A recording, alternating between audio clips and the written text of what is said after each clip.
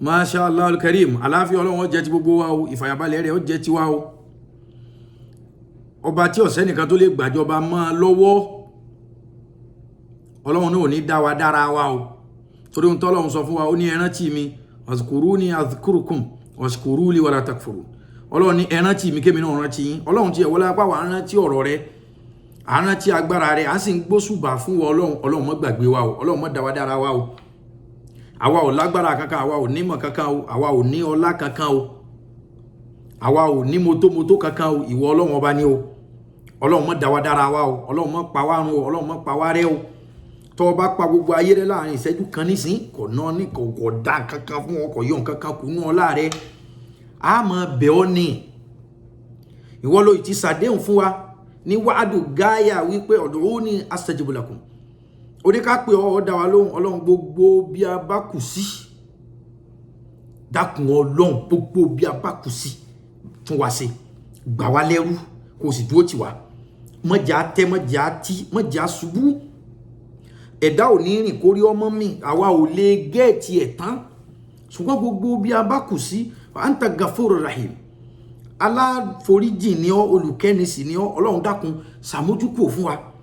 Ohun tí ó ṣẹlẹ̀ tí wọ́n fi wípé lánàá lọ́lọ́run ń ṣe tiẹ̀, Ọlọ́run ò ṣe tiẹ̀ mọ́ nísìn, Ọlọ́run mọ́jọ jẹ́ tiwa. Jẹ́ kí ayé ọmọ pé àti lágbájá náà lọ́lọ́run ṣe ẹ̀rí bá dúró ara ẹ̀ ṣe ń gbà ní ìsìlámù máa dá o. Fèmí àti yín fi ṣe ẹ̀ṣọ́ àti iyì fún Islam. Ọlá al-Qur'an al-Azim, ọlá jalali, ọlá kúdírà, ọlá ìrádà Ọlọ́run, ọlá mo ṣe tán ta ni ó bí mi tó yẹ pé wọ́n nìkan ló ní àfi bẹ̀ ọ́. Àtẹ̀mí àtẹ̀yìn mọ́jà dídàmú. A kú ọdún tuntun, ọdún mùsùlùmí hijira, ọdún tuntun, oṣù tuntun, ọ̀sẹ̀ tuntun nínú ọdún láwàáyé. Dákun Ọlọ́run ọba tó ní ẹ̀mí tó ní ààbò, má fi eléyìí ṣe àṣemọ fún wa. Jẹ́ kẹ́mi wo ogun, jẹ́ ká yàwó balẹ̀. Má dà wá láàmú o, torí ẹni tọ́kàn rẹ̀ ọba balẹ̀ yóò lé díẹ̀ fún. Ọlọ́run má jẹ́ ó lé mọ́ mi, Ọlọ́run má jẹ́ ó lé mọ́ yín. Jẹ́ kára ó dẹ̀ wá, jẹ́ kí fàyà balẹ̀ ó jẹ́ tiwa. Masha Allahu la quwwata illa billahi al-aliyyil azim. Wọ́n ń pe kíní kan ní àmójútó. Àmójútó òun bíi security of mind ni. Àmójútó yìí kò dìgbà tó bá gbé mọ́, tó bá gbé kùn mọ́, kò dìgbà tó bá ń lo bulletproof pé mò ń secure ara mi ni. So state of mind wa ni ẹ jẹ́ ká kọ́kọ́ secure.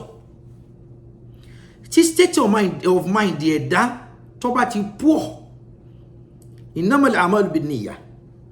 Gbogbo ohun tẹ́dọ̀ ọba ṣe pátá èròǹgbà ní ọkọ̀ ṣáájú. An-niyya qabla al-amal. Intention comes first before action. State of mind yìí wá ní ká kọ́kọ́ secure, ká má lose guard, ká má sọnù, ká má sùn lọ, ká má gbé parí. Ẹ jẹ́ kí gbogbo ó secure state of mind yìí wá, ká má gbà fún èṣù láti penetrate wọ́bẹ̀. Ẹ̀rí ṣètánì yìí o, lakum aduwwun mubin. Ọ̀tá tó fojú hàn dáadáa ní èṣù. Inna ṣètánì lakum aduwwun fattakhidhuhu aduwwan. Èṣù tẹ́ rí yẹn ọ̀tá ni. Ẹ jẹ́ káwa náà mú ní ọ̀tá. Torí pé anything tó bá ti lè penetrate wọ mind wa, if care is not taken, nǹkan ó bàjẹ́. Torí wípé ń jọ mí, kò ń ṣe pé ń jọ mí, every time state of mind wa gangan nìkan ló fi jẹ́ wípé nú oore tí Ọlọ́run máa ń ṣe fún èèyàn tó máa ń ga jù ní rest of mind. Ohun tí ó jẹ́ àmọ́ quality of state of mind, sọ́dírù wa. Torí jọ́ mi sọ́dírù yàtọ̀ sí heart. As-sadr wal qalb baynahuma al-farq. Àyà ni máa já, ọkàn kì í já. Kò séèyàn kan tí ó pé ọkàn mi já, rárá àyà rẹ ni ó já.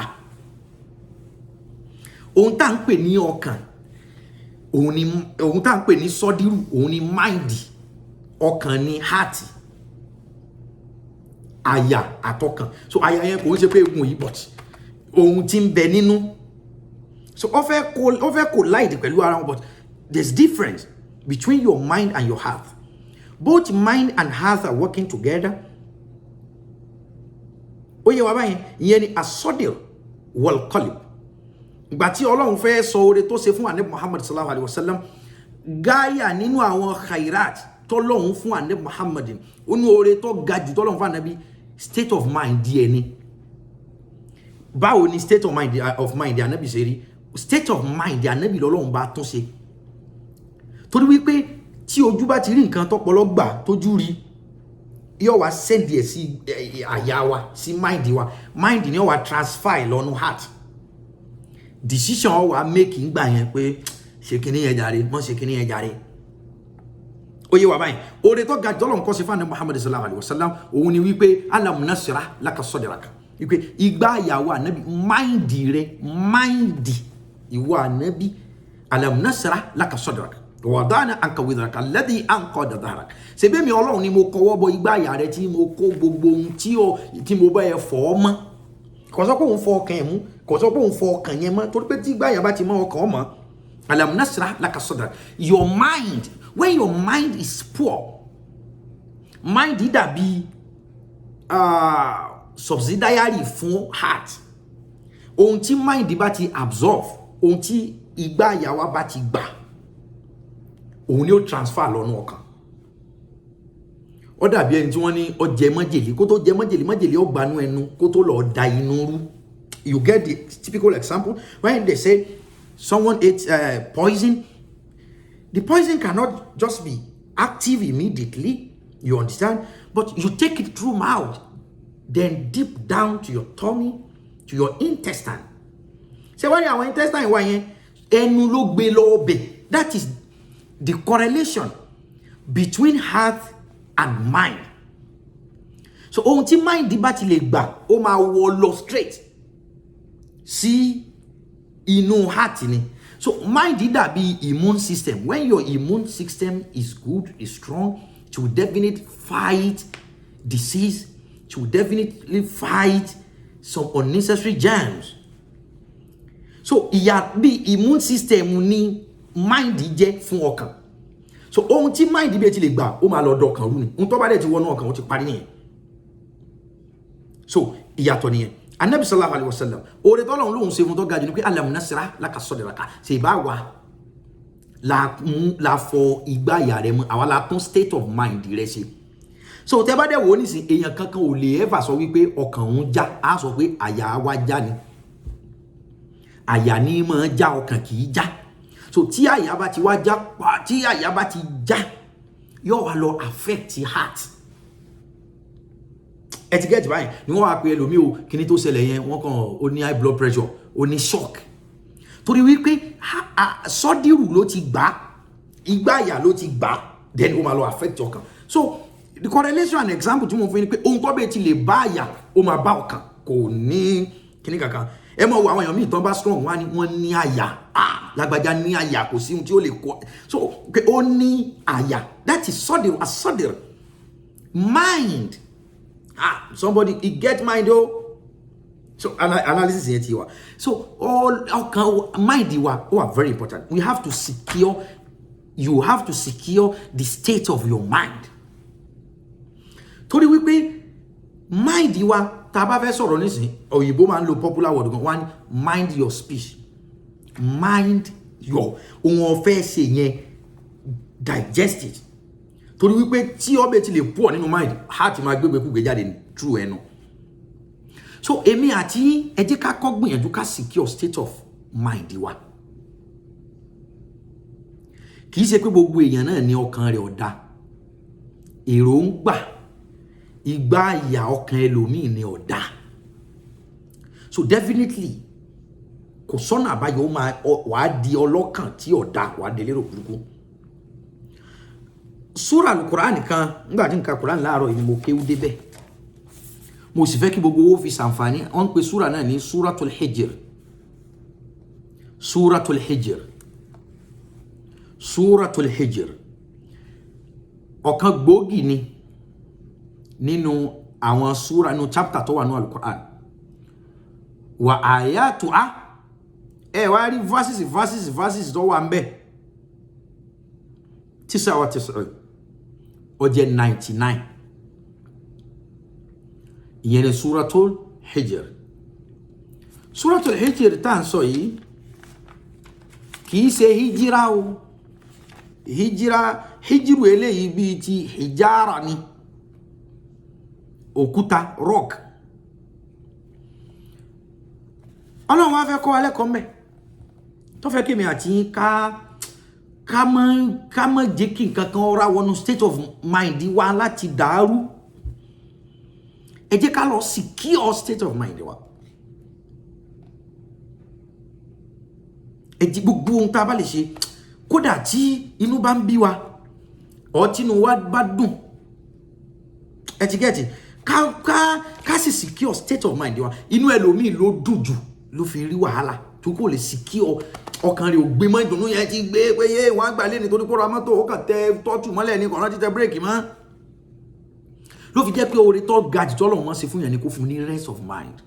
Whoever Allah subhanahu wa ta'ala dash rest of mind, you are good to go. Your life will be highly meaningful. Inú ẹ̀kọ́ tí wọ́n fẹ́ ká kọ́ nínú súra yìí, Suratul Hijr. A'udhu billahi minash shaitanir rajim, bismillahir rahmanir rahim. 20 minutes mo fẹ́ fi sọ̀rọ̀. Ká bẹ̀rẹ̀ àyá Al-Qur'an yẹn ṣe.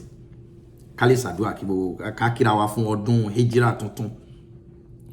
Al-Qur'an ní alif lam ra tilka ayatul kitabi wa qur'anin mubin. Wọ́n ní alif lam ra Ọlọ́run lọ́mọ tó gbà lérò pẹ̀lú alphabet mẹ́tẹ̀ẹ̀ta yẹn. Ó wà ní tilka ayatul kitabi amimani tírà yìí wa qur'anin mubin. Qur'ani ní ọ̀rọ̀ Ọlọ́run alápọ̀nlé, ọ̀rọ̀ Ọlọ́run tó fojú hàn. Èèyàn ọ̀yàyà ní gba ọ̀rọ̀ Ọlọ́run ni kò ní pé òun ò rí, kò ní pé kọ̀ hàn. Torí gbogbo bíkíbi pátá l'Ọlọ́run ti ń sọ̀rọ̀. Ẹni tí ó bá létí ni ọ̀yàyà ní gbọ́. Ṣùgbọ́n èmi ò gbọ́rọ̀ Ọlọ́run torí gbogbo nǹkan omi tó mu tí ń dá tọ̀lọ́tọ̀lọ́ yẹn náà Ọlọ́run sọ̀rọ̀ láti bẹ̀. Ọlọ́run ní Al-Qur'ani rẹ̀ ọ̀rọ̀ ohun tó ń sọ̀kalẹ̀ ní nǹkan mi ní wa qur'anin mubin. Ọlọ́run ní Al-Qur'ani yìí nǹkan mi tó fojú hàn ni o. Wa ni rubbama yawadu alladhina kafaru law kanu muslimina. Ọlọ́run ní ó kù díẹ̀ ìgbà ń bọ̀ wá tó jẹ́ wípé ẹ máa wòye o, àwọn tí wọ́n jẹ́ aláìgbàgbọ́, tí wọ́n jẹ́ aláìsìnmí, torí wípé apọ̀ àwọn kankan wà àwọn òsìn ni wọ́n gbà á gbọ́, but àìsìn yẹn yóò mú wọn húkọ́ díẹ̀. Àwọn kan wà wọ́n ń sìn wọn gbà á gbọ́. Bóyá bàbá wọn imam, dádì lọ́kàn ní ká máa kírun, kí ló bá yí pé kí dádì ọmọ bá bínú, kí ló kẹ̀mí àti irun, tí bá yí pé kí mọ́mí ọmọ bá sọ pé kíní, kí ló kẹ̀mí àtàsálátù. Wọ́n kàn gbé mi lọ hajj ni wàláhì, waste of money ni mi ò láì kí bẹ̀rẹ̀ rárá, bẹ̀rẹ̀ kò sí ohun tí mo lè ṣe fún àwọn tako wa lọ. So ó sìn, ìyẹn sìn ni kò gbà á gbọ́. He worship but he doesn't believe in oneness and holiness of Allah subhanahu wa ta'ala. So ó sìn ni kò gbà á gbọ́. So ìsìn rẹ̀ wà validated. So àwọn kan wá wọ́n gbà á gbọ́ wọn ò sìn, àwọn ẹ̀sà máa ṣàdúrà fún wa iṣẹ́ ni Ọlọ́run gan mọ̀, ṣùgbọ́n bí nǹkan ṣe rí ni ọ̀já aráyè máa lọ mọ́sálásí bí nǹkan ṣe. Suratul Hijr tí ń tú yìí ni Quran 15 inshallah. So àwọn yẹn ń sìn ni wọn ò gbàgbọ́. So àwọn kan wá gbàgbọ́ wọn ò sìn. Ẹ mọ̀ gbọ́ ẹ̀sìn máa mọ̀ ṣàdúrà fún ẹ máa rántí ẹ wo tọ́kàn bá balẹ̀ ọmọ ọpọlọ ń bẹ ṣùgbọ́n ààyè àti sìn èyọ òun náà yóò pa lórí ìgbà tí yẹn kọ́ ni mo fẹ́ rán lónìí. Ọlọ́run wá ní rubbama yawadu alladhina kafaru law kanu muslimin. Ọlọ́run lásìkò kan bọ̀ tó jẹ́ wípé àwọn tí ò sìn mí yẹn wọ́n á fẹ́ sọ pé law kanu muslimin, àwa gan ọba sì jẹ́ ẹni tí ó mọ̀ sìn. Ìmọ̀ bóyá wọ́n ti wá dé ààyè òtítọ́, bóyá wọ́n ti wọ sàárè tí wọ́n ti wá rí pé ìjọsìn ẹni tí ọba bá ìjọsìn dé ọmọ dáràn. Law kanu muslimin, Ọlọ́run lásìkò kan bọ̀ àwọn tí ò jọ́sìn fún mi wọ́n blame ara wọn pé law kanu muslimin, tàbí kan wish tàbí kan hope pé àbá ti ẹ̀sì jẹ́ni tí ń sin lọ́hùn, bóyá wọ́n dọ̀rùn mọ́tọ́ àbí condition kan padà dé tó bá pa sin lọ́hùn ní ìbámu rí báyìí. So kó tó dàsìkò yẹn secure state of mind rẹ, má jẹ́ kí nǹkan kan ó gba ìjọsìn lọ́wọ́ ẹ tí ó tó fi dọ̀rùn mọ́tọ́ àbí tí ó fi di ọjọ́ tó bá ní ìdìrànlọ́wọ́ Ọlọ́run tó wá pè tọ́lọ́run wá pè ìwọ tó pè mí lánàá tó pè mí jẹta.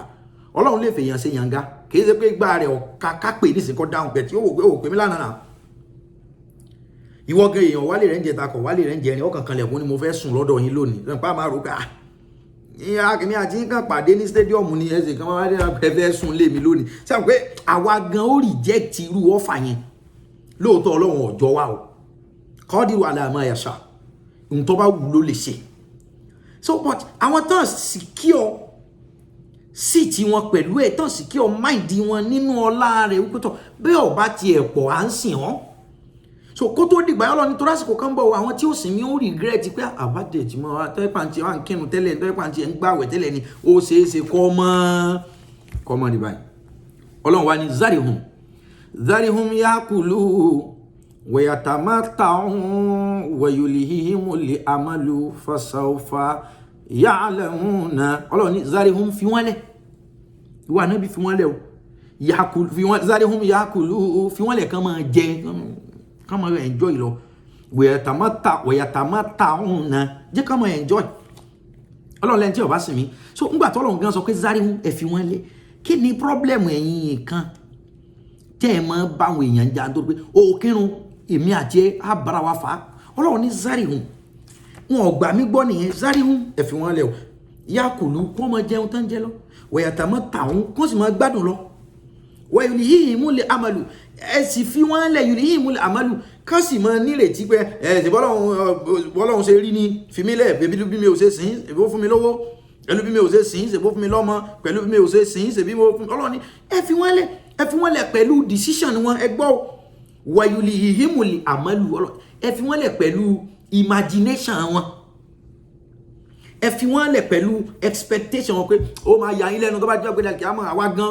ọlọ́run rínú mi mo lè ṣáájú yín wà lè jẹ́ náà gbàgbé irun gbàgbé àwẹ̀ gbàgbé kíní kan bẹ́ẹ̀ ṣe ń wò mí ọlọ́run ní ẹ fi wọ́n lẹ̀ ká máa enjoy wọn ká máa jẹ ká máa mú wọn pẹ̀lú imagination wọn pẹ̀lú expectation wọn pé tó bá jẹ́ pé dàkí àmọ́ gan ẹ̀jẹ̀ nkẹ́rùn tọ́lọ́run bá lóhun ọ̀gbá ńkọ́ ọlọ́run ní nítorí yẹn kẹ́ ẹ máa bá wọn jà zarihum ẹ fi wọ́n lẹ̀ so eléyìí jẹ́ ẹ̀kọ́ nínú ẹ̀kọ́ tó pọ̀ nù àyà yìí pé ìwọ̀n la lè gbèjà ọlọ́run mọ́ hijira oṣù islam ọdún islam tuntun lóde yìí ẹ jẹ́ ká gba àlàáfíà láàyè zarihum nǹkan kan ṣẹlẹ̀ ní punjabi ní jẹta àbí jẹrin punjabi ní àwọn indian side ni mùsùlùmí pọ̀ ńbẹ àwọn hindu pọ̀ ńbẹ wọ́n wá ní ọmọ ọdún mẹ́ta ọmọ kékeré ó wá lọ tọ̀ sẹ́gbẹ̀ẹ́ mọ́sálásí àwọn mùsùlùmí sì yọ gbóngbó wọn yọkùnmọ́ débi wípé àwọn ọlọ́pàá lọ rescue ọmọ kékeré wọ́n á gbé lọ kóòtù náà kóòtù ọmọ iná ní ọmọ ohun tí ń ṣe ẹjọ́ ọmọ lọ àwọn èèyàn wá kan ìtún dá wàhálà lẹ́ńbẹ́ pé àfi kí wọ́n fún ọmọ yẹn ní capital punishment wípé blasphemy ni wípé capital kí ni ń ṣe ní capital punishment pé kóyá kí wọ́n lọ pa nínú so àgbọ́yé islam náà ni wọ́n láwọn ń ṣe but islam yẹn kò yẹ lómi hadisi anabi sallallahu alaihi wasallam ọba sọ̀rọ̀ nìkan bí ó ní àfàtò dín salat ó ní nǹkan mẹ́ta ló lè dọ̀tí ẹ̀sìn nísìn àwọn yẹn náà mùsùlùmí ni ó wallahi ìbí mọ́sálásí ọmọ kéde pọ́ lọ tọ̀ sínú mọ́sálásí kéde pọ́ wọnú mọ́sálásí gangan lọ tọ̀ ọmọ wọn lọ́mọ àwọn ẹlẹ́sìn míì ní kìí ṣe mùsùlùmí lòun ọmọdé wọn ni wọ́n ń tọ̀ lẹ́gbẹ̀ẹ́ mọ́sálásí 3 years old so àwọn kankan wà ọlọ́run ò lè tó bẹ́ẹ̀ lómi ti máa mú èmi ọ̀ wá máa bọ́lọ́run ṣe wá yé kálukú tó ọlọ́run ó fi àjẹ àwọn kan tí wọn ò bá sìn jẹ́ òdìjọ́ tí ó fi àjẹ wọn kó fi jẹ wọn wọ́n sọ wípé ẹ̀yin dẹ́ẹ̀sìn lọ́run lọ́run èèyàn ọlọ́run ẹ tún fẹ́ pa ayé tó ní ẹ mọ́ gbà lọ́wọ́ rẹ̀ nígbà tá a léèyàn ọlọ́run tá a tún fẹ́ ràn lọ sọ́run yẹn ẹ sì jọ lo ayé nígbà ayé ló ní right ẹjọ́ jẹ ayé yẹn ọlọ́run gan ní sinmi sáré wọn ọlọ́run ní ẹ fi wọn lẹ yàkùlù wọn máa jẹ wọ̀yàtàmọ́ tàwọn náà kí wọ́n sì máa enjoy wọn wọ̀nyùlì yìí múlẹ̀ àmọ́ ẹ sì fi wọn lẹ gbogbo imagination tó bá ní pé a máa wò bọ́lọ́run ṣe máa ṣèdájọ́ ọlọ́run ní ẹ fi wọn lẹ fọsọ́fà yà lẹ̀ múnà ọlọ́run tó bá yá wọn padà mọ̀ fọsọ́fà yà lẹ̀ múnà yóò padà clear as everybody so ẹjọ́ mọ̀rọ̀ gbogbo sọ̀rọ̀sọ̀rọ̀ àsìkò tá a mọ̀ búra wa kọ́ yìí ìwọ náà lè bẹ̀rẹ̀ sí ní take proper impact nínú Islam state of mind àwọn èèyàn wa a ní láti tún state of mind wa ṣe kì í ṣe pé ohun tí Islam bí Kùránì kan náà ni gbogbo àjọ ń kà yìí Islam ló dájú but àgbọ́yé ọ̀pọ̀lọpọ̀ àwọn èèyàn míì yatamatta'una birrahil akhirah ìgbádùn bálkìámà ṣe wọ́n ti ń gbádùn ọ̀run láì tí dọ̀hùn so ayé wa ti sú wọn wọ́n ti ń imagine ọ̀run pé àlìkìámà rí báyìí àlìjánnà rí báyìí a máa jẹ a máa mú yóò máa rí báyìí yóò máa rí báyìí so ìgbádùn bálkìámà ṣe rí yẹn ó imagination wọn ó ti dùn mọ́ wọn débi pé ayé gan ti wá gbòdì lára wọn so that wọ́n mọ̀ wá wu àwọn wà míì tí ó jẹ́ pé ẹni mi gan ẹ fẹ́ lè wò pé ayé Islam hàdà irú Islam wo ni Anabi sallallahu alaihi wasallam ó ní afatu din thalasa ó ní nǹkan mẹ́ta nísìn yóò yẹpẹrẹ ẹ̀sìn tí ó fọ́ ẹ̀sìn létí nísìn wow wọ́n lákọ̀ọ́kọ́ nínú àdísì Anabi Muhammad ó ní faqihun fajir ó ní àgbọ́yé tó bá poor understanding àwọn tí ó bá gbọ́ fíkì Islam fíkì diniya kí wọ́n wá dà pọ̀ ad-diniya wal ilahiyya wal insaniyya ma'al khairiyya ad-dunyawiyya kan papọ̀ mọ́ bọ́lọ́hun sì fẹ́ àgbọ́yé Ọlọ́hun ni àgbọ́yé ẹ̀sìn ni àgbọ́yé orílẹ̀-èdè ni àgbọ́yé àgbáyé ni kan fi wá dá ìlú tiẹ̀ Ànábì lọ́sọ̀rọ̀ yìí mi kọ́ ni sọ Ànábì ní inú tó jẹ́ pé àwọn èèyàn mọ̀ rí ẹ̀sìn wọn mọ̀ sá láti ṣe àbí àwọn tó wà ń bẹ̀ gan ẹ̀rù ọmọ bà wọ́n tàbí tí ó mọ̀ dọ̀tí ẹ̀sìn yẹn lọ́dọ̀ ẹni tí ó bá ti nígbàgbọ́ nínú rẹ̀ Ànábì lákọ̀ọ́kọ́ ni pé faqihun fajir àgbọ́yé tó bí ti lè pọ̀ pé àwọn tó yẹ pé bí wọ́n ṣe gbọ́ ẹ̀sìn yé ni pé ẹni tí ó bá ti ṣe ẹ̀sìn yóò pípa ni o tó yẹ pé irú àgbọ́yé yẹn ló bá wà lára wọn Ànábì ni wọ́n dọ̀tí ẹ̀sìn tó rà àgbọ́yé tó pọ̀ nìyẹn bẹ́ẹ̀ kọ́ lọ́lọ́run rí Ọlọ́run ní òun lòun pa òun lòun jí kí ni wá ní ìwọ tó fẹ́ di ìránṣẹ́ ẹkú àwọn tí ò sin Ọlọ́run tó bá wu Ọlọ́run kó máa pa wọn kó sì wù wọn kó fi wọn lẹ̀ kó yé ìwọ lọ́rọ̀ wọn wáyé ni ìwọ kọ́ ló mú kọ́kọ́rọ́ ayé lọ́wọ́ kí ló dé tó fẹ́ máa sílẹ̀kùn ọ̀run fáwọn èèyàn lè ájìlì dé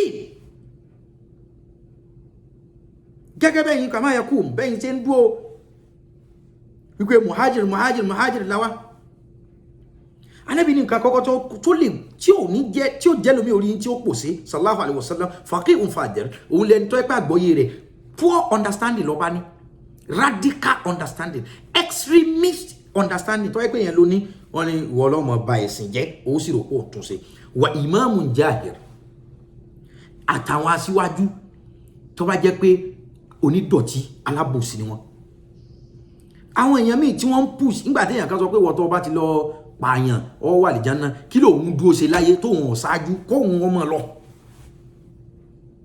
at least gbogbo àwọn èèyàn tí ẹ ń pè ní tá ń pè ní extremist mùsùlùmí kan náà ni gbogbo wa fiqh wal fikr wal dhikr wal turq ma'a rushd lọ́yà tọ̀tọ̀ ojú ọ̀rọ̀ Islam kan náà ni wá ṣùgbọ́n àgbọ́yé wa ìlànà wa uslubu wa ìlànà wa ìṣe wa àti ìfinimọ̀nà wa lọ́yà tọ̀tọ̀ Ọlọ́run ní number 2 tó lè yára bẹ̀sìn jẹ́ òun ni àwọn aṣíwájú kan mọ́ wà sincere tásíwájú ọba ti wà sincere most àwọn èèyàn tó ń bá àwọn èèyàn sọ̀rọ̀ Ọlọ́run báyìí ohun táwọn gan ò lè ṣe tán mọ̀ pé kíní yìí nígbà tó ní káwọn kan lọ kú fẹ́sìn tí wọ́n ń bẹ láyé kí ló ń ṣe ká lè mọ̀ pé kíní ìjọ káwa lára kálukú ọmọ lọ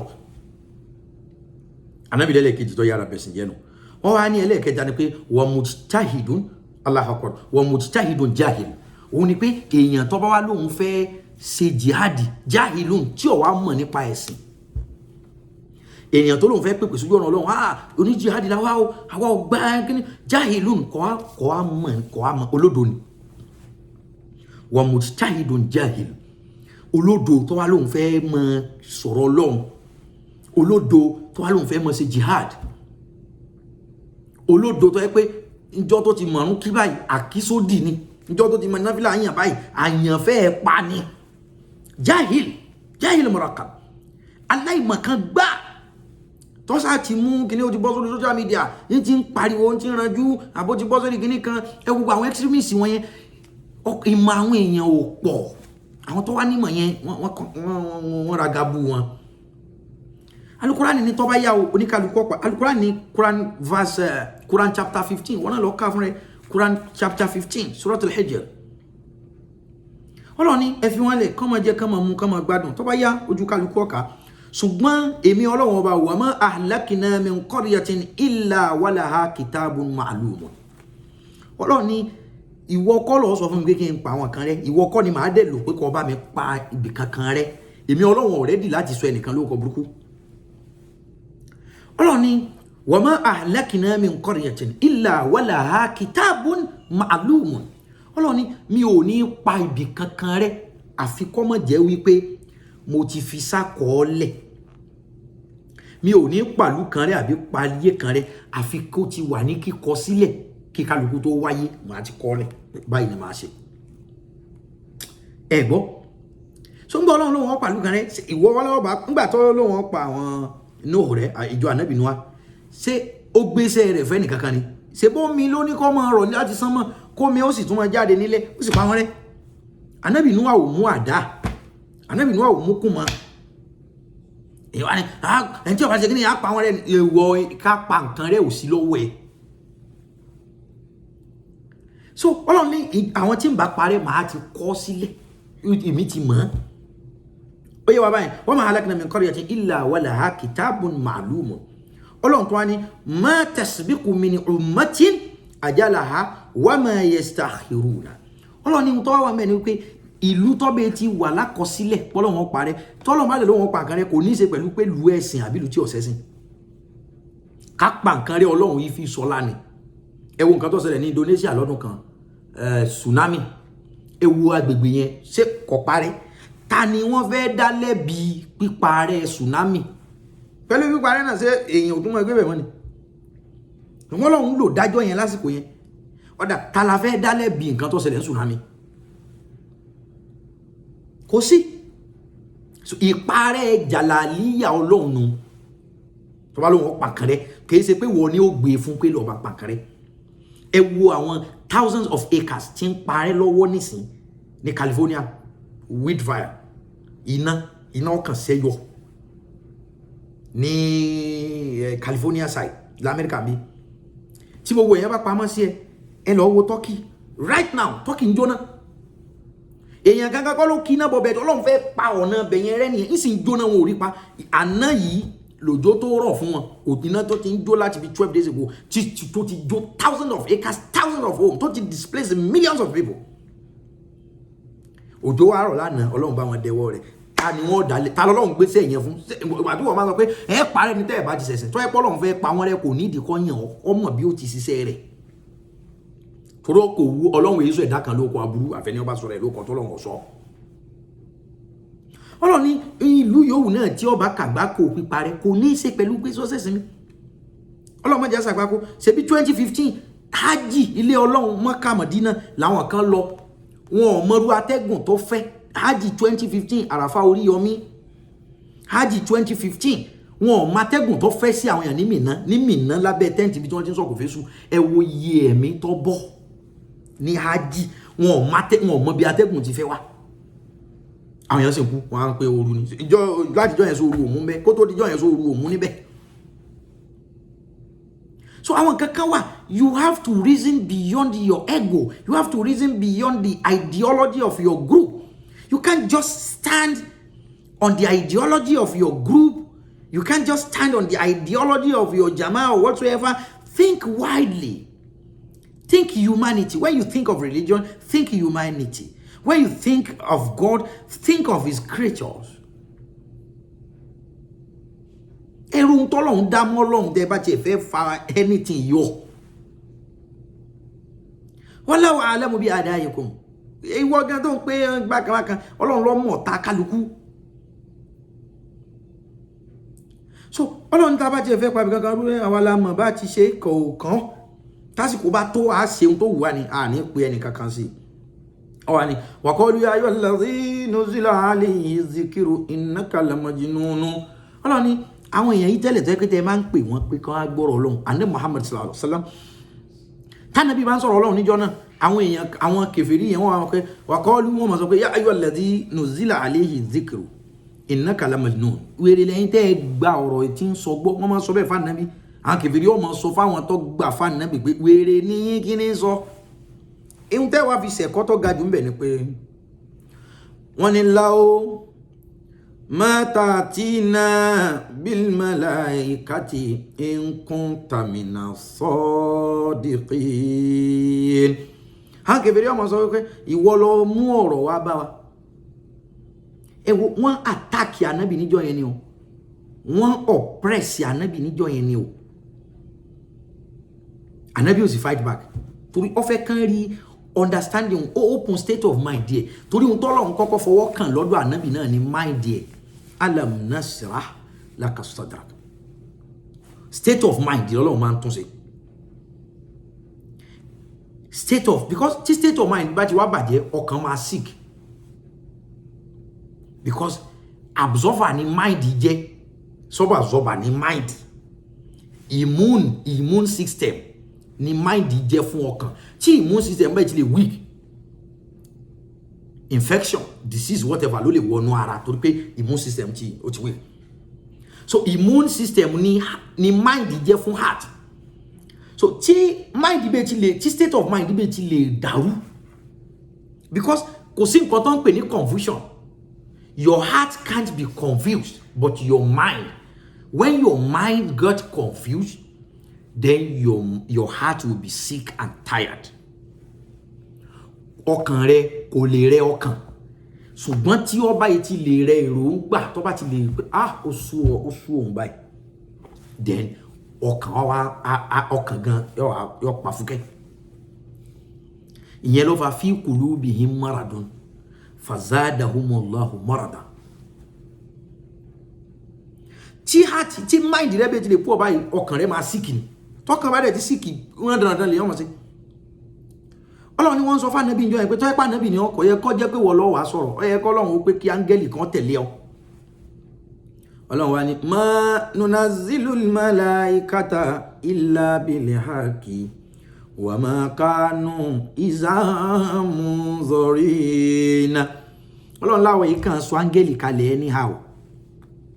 Wọ́n sọ fún Ànábì pé tó yẹ pé òjíṣẹ́ ni kò ṣe pé wọ́n nìkan ló yẹ kó ọmọ bá wa sọ̀rọ̀ ó yẹ káńgẹ́lì kan náà ọmọ wà pẹ̀lú ẹ. Ọlọ́run ní wa ma nunazzilul malaikata illa bil haqq. Àwa yìí kan sọ áńgẹ́lì kalẹ̀ anyhow illa bil haqq àfi pẹ̀lú òdodo tí nǹkan ó bá dojú à ní pé káńgẹ́lì ó lọ. Another lesson for you. You don't have to prove yourself all the time. You don't have to show your strength and power all the time. You don't have to showcase it. Sometimes you just let people be with their jargon thinking. Ìgbà mi ọkàn fi àwọn èèyàn lẹ̀ pẹ̀lú èròǹgbà wọn pé wọ́n mọ̀ wípé nísìnyí tó bá descend the power rẹ̀ nǹkan parẹ́ nísìnyí. Wọ́n á kàn wọ́n nítorí ìdílé ni màá máa gbéra mi lẹ́nu jó. Torí eléyìí mi ò máa lọ ilé ẹjọ́. Torí eléyìí mi ò lọ pọlọ́pàá. Amen. Torí eléyìí lè mi Ọlọ́run wọ́n ní ká tó ẹ pé òtítọ́ là Nábì Muhammad sallallahu alaihi wasallam kí Ọlọ́run wọn yan áńgẹ́lì pẹ̀lú ẹ̀ kánjọ dúró kánjọ mọ́ ṣiṣẹ́. Ọlọ́run wa ni ma nunazzilul malaikata illa bil haqq. Àwa áńgẹ́lì ò ṣe áńgẹ́lì èso mi sanwó táwa kan sẹ́ndì. No. Try to learn from that ayah from Allah subhanahu wa ta'ala and his prophet, his holy prophet Muhammad sallallahu alaihi wasallam. The kafir, the infidel are talking. They were saying like, if you're a true messenger from God, God Almighty should attach a messenger alongside with you to spread his gospel. And Allah replied, we can't just send down the angels. To us, they are more precious than to just send them away anyhow for unnecessary discussion. We cannot do that. For Allah subhanahu wa ta'ala, who have power and strength to do and undo, to even refuse to do that. So it's a lesson for you. Not every time you will descend all your power to try to vindicate yourself. Some people have already made their mind. Either you prove it or not. They have sealed their mind against you. There's no way, there's nothing you can do for them to change their mind. Why wasting your strength and power? Learn from this. Ọlọ́run gan ni èmi ara kiri kí n lè kẹ́ lè gbà pa Nábì ni màá ní ọyá áńgẹ́lì ẹ̀ mọ̀ tẹ̀lé ládùn tá a fẹ́ fa áńgẹ́lì ṣe. Go and sit down. Tọ́ báyìí tí wọ́n gan bá lè jẹ́rú èèyàn bẹ́ẹ̀, not every time you pé máa náwó pàmbí lónìí wàá kàn mọ́ rẹ́rìn pé ẹ jẹ́ kóhun náà ó ṣó ṣé gbogbo ohun táwọn òbí Cubana náà ṣe ó sọ pé wọ́n lówó tó Dangote nù ṣùgbọ́n ṣé Dangote ó ṣerú táwọn ń ṣe yẹn kí Dangote wá pé wọ́n pariwo àwọn boys kan sìn tó wà mẹ́rin pé dọ́là làwọn ọmọ jù sókè àmọ́ bu ni pé ṣé rí yín pé sà. That is life. That is just the way you should think. Redirect your mind. That's why we're talking about the state of mind. When your state of mind is poor and less and flat, you will be highly confused. State of mind, restraint, re-strategize your state of mind. Keep it strong. Jẹ́ kí ọkàn rẹ mo nígbàgbọ́ pé àlàyé mi yé yín. Wọ́n ní kí Ọlọ́run sọ mọ̀lẹ́kà kalẹ̀, Ọlọ́run ní gbogbo mọ̀lẹ́kà kíní ládùn tá a fẹ́ ṣe láwọn àwa èyí sọ mọ̀lẹ́kà kalẹ̀ ń sọkúsọ báwọn. Ọlọ́run nìyẹn o tó lè pé kí gbogbo mọ̀lẹ́kà tó wà sánmọ̀ bọ́ọ̀lẹ̀ nísìn kó fi proof ara ẹ̀ kó wá proof ara ẹ̀. Tọ́wọ́ àwọn yẹn gbà tọ́wọ́ àwọn yẹn mọ́ gbà kó jù bẹ́ẹ̀ lọ. Inú ẹ̀kọ́ ti àyà ẹ̀fẹ̀ kálukọ́ lọ ka Suratul Hijr, Quran chapter 15, Suratul Hijr, òun là ń túbọ̀ látàrọ̀. Ọlọ́run wá sọ̀rọ̀ kan again. Ó ní inna nahnu nazzalna al-zikra wa inna lahu lahafizun. Inna nahnu nazzalna al-zikra wa inna lahu lahafizun. Ọlọ́run ní ṣe rí Al-Qur'ani bóyá wọ́n gbà bóyá wọn ò gbà. Àwa la sọ ìrántí kalẹ̀ adh-dhikr wal Qur'an. Àwa la sọ ìrántí kalẹ̀, àwa la sọ Qur'ani kalẹ̀ o.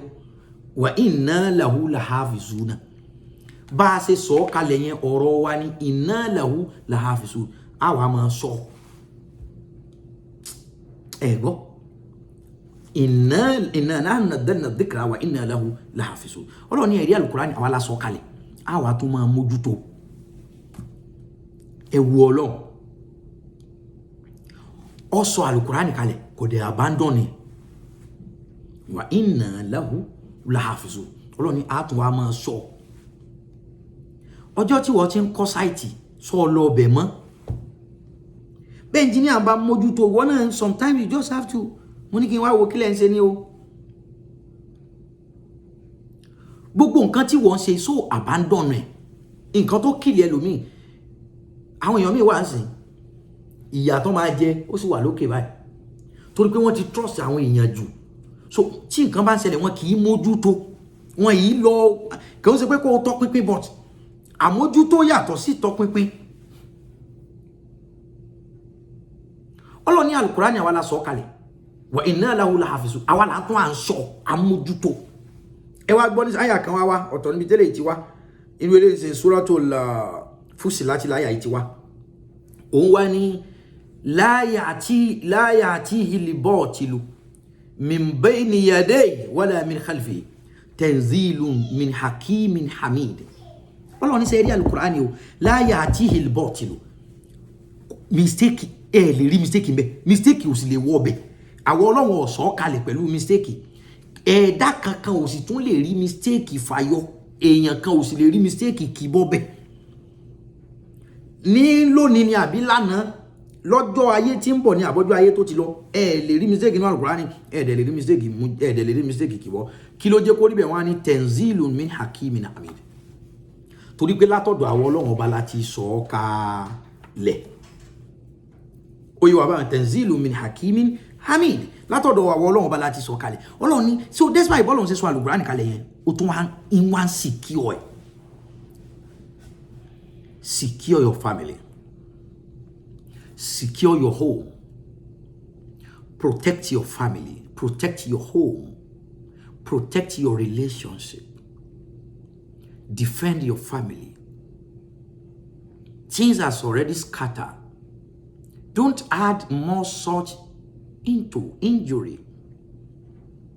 Protect them. They need you. Your families, your brothers have offended you in a very great way.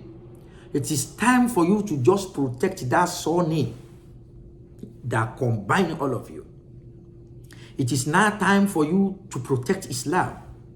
This is time for you to protect your town, your city. It is now time for you to protect your neighborhood, irrespective of the offense, mistakes, error.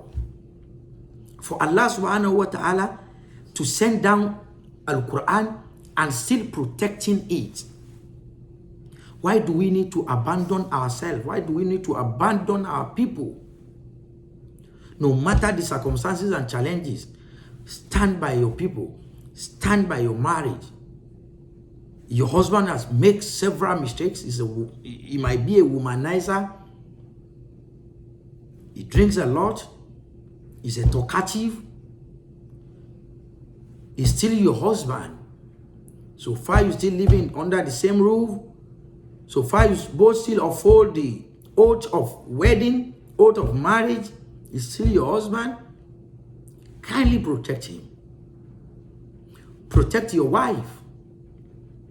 Don't subject her to mockery. Protect her. Defend her. You can blame her later in the corner of your room. Don't expose her among the people. Don't expose her. Kindly protect her secret, her dirty secret. Please. We have to protect each other. But we cannot do this until we attain a beautiful state of mind. Until you attain this position where you can let go, where you can forgive before they even ask for forgiveness. Until you attain this level of understanding and state of mind where you already accept you have been offended before they even offend you. It is time for everybody to rebrand their state of mind. Let peace reign. No one is 100% perfect. We have to sort things out.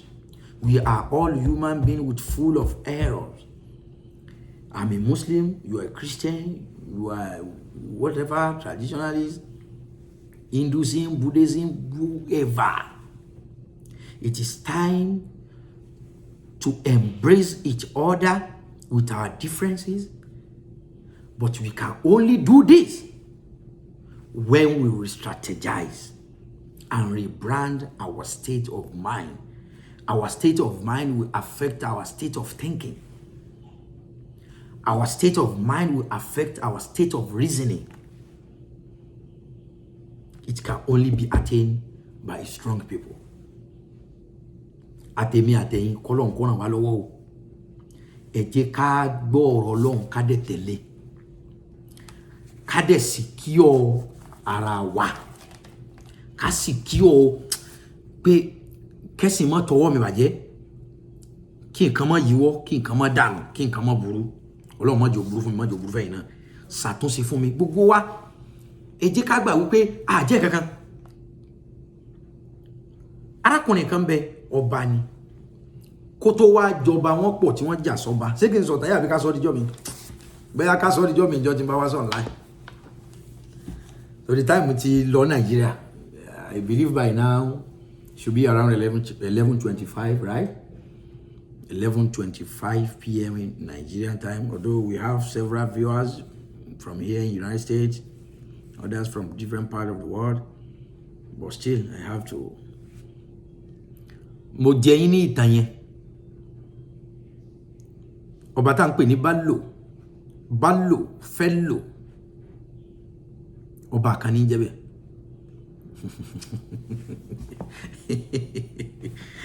Ẹ jẹ́ ká ṣàdúrà kí àwọn tó wà lórí Facebook ó tó bọ́lẹ̀ tán, because we have to pray. Mo fẹ́ kí a ṣàdúrà kọ́kọ́ mọ́ jẹ́ wáàsí nìkan ni a ṣe. Gbogbo ohun tá a kàkà látàárọ̀ yìí ó wẹ́ lómi kó rí àwọn nǹkan yẹn ṣe. But fi kulubihim maradun fazadahumullahu marada. Sickness ti wà nínú ọkàn rẹ̀. Kò ní strength àbí way láti fight sickness yẹn láti lè tún state of mind díẹ̀ ṣe. so gbogbo wa la ní àṣìṣe, gbogbo wa la ní mistake. Ẹ jẹ́ ká kí a bẹ Ọlọ́run ká dẹ̀ nírètí wípé inshallah àtèmi àtẹ̀yin warafa'nahu makana aliyya. Ṣé ká máa sọ ìtàn yẹn lọ ni? Èmi ti fẹ́ bọ́ síbi àdúrà. Mo mú hutuba wa ká hutuba ká ṣàdúrà. Ọba yìí ọba ńláńlá ni. Ó wá ní àwọn tí máa fọn fèrè. Wọ́n jà sọ́ba kásìkò ọba ó tó dé. Bí ká sọ ní sí pé èèyàn mẹ́ta, èèyàn mẹ́rin ló fẹ́ jẹ ọba. Níbo mo kọ ohun tí mo fẹ́ fi ṣàdúrà fún wa nísinsìnyí. Mashallah. Ẹ já ṣàdúrà. Mo jẹ́ anytime máa bá yín sọ inshallah. Mashallah. Kálẹ̀ ká ṣàdúrà nísinsìnyí. Wa bi tí mo kọ sí. Bismillahir Rahmanir Rahim. Hamdan limunzili danari wa da'i wa munzili shifai wa dawa'i. Man amara al-ibada bid-du'a'i liyadfa'u bi anil bala'i. Gbogbo ẹjọ́ bá ní ohun tí ó gbà lọ́dọ̀ Ọlọ́run ẹja tẹ́wọ́. Mo dín bá ti wá padà lọ́la yìí. That will be the first thing I will say. Èmi náà ti lálejò ń bí ni, so mo fẹ́ òun gan tún lè take me like 10 more minutes. Bó ti ẹ jẹ́ ká ṣàdúà. Ẹ jẹ́ ká bẹ̀ lọ́hùn. Ọlọ́run tó ní ẹ̀mí tó ní àlàáfíà kó fi ta wo wa lọ́rẹ. Gbogbo ẹ̀dá yòówù nínú wa tó bá ní nǹkan tí ó fẹ́ gbà lọ́dọ̀ Ọlọ́run, ẹ jẹ́ ká pa ẹ̀mí pọ̀. Ohun tí Ọlọ́run ó bá ṣe fẹ́ dá kò sẹ́ni tó lè sọ fún. Wọ́n ní kí n sọ díẹ̀. Ọba tí ń sọ yìí ọba ńláńlá ni. Wọ́n wá jà sọ́ba. Wọ́n wá já mọ́ lọ́wọ́. Bí ká sọ wípé ẹ̀gbọ́n ló yẹ kó joyè, wọ́n wá já mọ́ àbúrò lọ́wọ́. Wọ́n sì fà á kó tó já mọ́ lọ́wọ́. Wọ́n wá ní ọ̀dà ọba ni wọ́n ti jẹ oyè míì wà tá a lè jẹ. Oyè míì wà tẹ́lòmíì náà a lè fẹ́ tóun bá jọba kílù ọba àmọ́ pín kílù ọba àmọ́ dàrú ẹjẹ́ lòmíì náà a lè fún yín lóyè míì. Ọwá ní ọ̀tọ́ wà mẹ́rin pé oyè wo lẹ fẹ́? Akápò òlú lẹ fẹ́ ni àbí kẹ́ni ẹ̀gbọ́n tó lẹ́tọ̀ọ́ sọ́ba jù tó jẹ́ pé òun gan lọ́ba tọ́ sí jù. Wọ́n á ní oyè wo lòun fẹ́? Olóyè tóun fẹ́ ni pé ẹ fóun ní afún fèrè. Ẹni ó yẹ kó ẹrú ní fún fèrè. Wọ́n á ní ẹ má wọrí ìbẹ̀m̀bẹ́ àwọn tí ó mọ̀ lù fọ́ba tí ó mọ̀ fún fèrè fọ́ba lòun fẹ́ wà. There are many ways you can express yourself without fighting each other. Ẹ pé ọ̀rọ̀ tí ń bá bọ̀ ní láti tún state of mind wá sí. Àwọn èèyàn kan wà ọ̀rọ̀ ti kúrò lẹ́nu wọn tán bá gbin pẹ́kẹ́ wọ́n jẹ ìyà lórí pé wọ́n wà lórí ààrẹ. Wọ́n wá ní ìwọ tó jẹ́ pé wọ́n gan ló yẹ kó ìjọba circumstances ló gba ipò ọba lọ́wọ́ rẹ̀. Wọ́n wá ní ẹ fóun ní ọ̀dà oyè tóun fẹ́ jẹ ní afúnfèrè ọba. Kí ni wá ní reason tó fi joyè afúnfèrè ọba? Tó bá dijọ́ mi máa parí yẹn. Torí àdéhùn tẹ ní kí n sọ díẹ̀. Because ẹ jẹ́ ká ṣàdúrà. It's now time for prayer. As I also have to leave, I have other things to quickly do. I have visitor here. Ọlọ́run hijira rèé o. Mo fẹ́ lè ṣe àṣemọ fún wa. Ìwọ Ọlọ́run ìyà owó ní jẹ. Bẹ́ẹ̀ bá bí ẹlòmíì pé kí ni problem rẹ báyìí owó ni. Láti òní yìí lọ gbogbo nǹkan tó jẹ́ ìṣòro fún ọ ó di ìdẹ̀ra. Tẹ́ bá bí ẹlòmíì báyìí pé kí ni ìṣòro tiẹ̀ yóò pé ìjọ́ tóun ti ń lù kò dún rí, ìjọ́ tóun ti ń fà kò fà. Ní agbára Ọlọ́run ṣe bọ́ Ọlọ́run ló dẹ̀mí wa sídò ní òun ló fún wa lókun àtagbára gbogbo nǹkan tó dojú rí nínú ayé rẹ̀ Ọlọ́run ó tó padà. Àwọn èèyàn míì wà báyìí ẹran kórìíra ni gbogbo dáadáa téèyàn máa ń ṣe láti fi please other people gbogbo ẹ̀ náà ṣe but still àwọn èèyàn hate wọn ni. Ọlọ́run tó ní ìfẹ́ ràn rídìwánù lọ́lọ́run rídọ̀lá ìyọ́nú Ọlọ́run làgbà gbogbo owó tó jẹ́ pé ẹran kórìíra ni Ọlọ́run ó bẹ̀rẹ̀ sí ní yọ́nú sí ọ ayé ó bẹ̀rẹ̀ sí ní yọ́nú sí ọ gbogbo ohun tọ́lọ́run dá torí ohun tọ́lọ́run sọ ni Ọlọ́run ní má ti yọ́nú sí ẹ̀dá kan màá wá sọ fún Jìbìrìlù pé èmi Ọlọ́run o mo ti fẹ́ràn fulani bunu fulani lágbájá ọmọ lágbájá ọfà òhìbò ìwọ Jìbìrìlù mọ́ fẹ́ràn Jìbìrìlù náà wà náà dá gbogbo màláíkà yóò pé gbogbo áńgẹ́lì pé Ọlọ́run ti yọ́nú sí lágbájá ẹ máa yọ́nú sí o àwọn áńgẹ́lì náà wà sọ fún gbogbo nǹkan tọ́lọ́run dá lórí ilẹ̀ pé Ọlọ́run ti yọ́nú sí lágbájá ẹ máa yọ́nú sí ìyọ́nú Ọlọ́run tó jẹ́ pé òun làgbà oore gbogbo ìwọ tó jẹ́ pé ìyọ́nú Ọlọ́run ló ń béèrè rìdíwánù láìlà àkìbá Ọlọ́run yọ́nú sí ọ gbogbo ohun tí Ọlọ́run dá náà wà máa yọ́nú sí ọ ọ̀nà wa là ọ̀nà wa ó sì oore wa ó dé gbogbo ohun tẹ́nì kọ̀ọ̀kan wa bá fẹ́ ẹja dàníyàn gbogbo ohun tá a bá fẹ́ pátá ẹja dà mo fẹ́ ka mọ̀tìlábù sífà fún wa nísìn rẹ́mẹ́dì là ń pè ní àṣìfà rẹ́mẹ́dì gbogbo ohun tó o bá fẹ́ mọ̀ dàníyàn màá wá ka mọ̀tìlábù sífà fún wa nísìn ọ̀nà àbáyọ rẹ́mẹ́dì ìwádìí sí ohun tó sọnù gbogbo ohun tó o bá fẹ́ ẹ sọ fọlọ́ ọ̀yà gbogbo ohun tó o bá fẹ́ mọ̀tìlábù sífà ní nkà fún wa nísìn kútúbà àwọn àfa àgbà kan tí wọ́n fi bẹ̀ lọ́hùn ni wọ́n fi pè é ní mọ̀tìlábù sífà ní tó ọ̀nà àbáyọ remedy source of remedy ìwádìí sọ́nà àbáyọ wójútu sọ́rọ̀ ayé rẹ pẹ̀lú àdúrà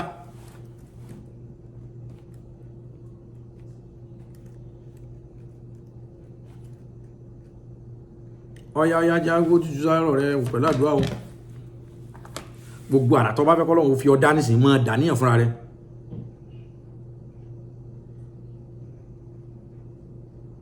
gbogbo àrà tó bá fẹ́ kọ́lọ́hun dá fún ọ gbogbo àrà lára dáadáa ẹlòmíì ti pay dues ẹ gbogbo tó yẹ kẹlòmíì ó ṣe ló ti ṣe